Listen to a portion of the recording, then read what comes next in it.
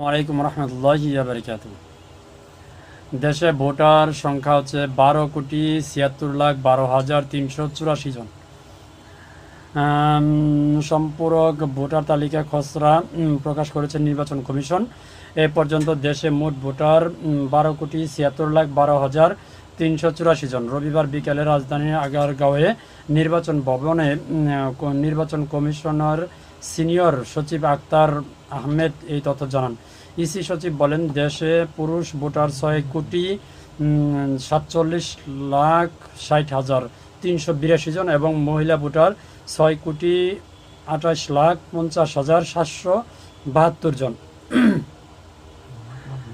তার মানে পুরুষ ভোটারের সংখ্যা বেশি, প্রায় 10 লাখ বেশি। অন্যদিকে তৃতীয় লিঙ্গের ভোটার 1,230 জন। সব মিলিয়ে দেশে বর্তমান মোট ভোটার সংখ্যা 12,76,12,384 জন। আক্তার আহমেদ বলেন, চূড়ান্ত ভোটার তালিকা 18 নভেম্বরে প্রকাশ করা হবে। ধন্যবাদ।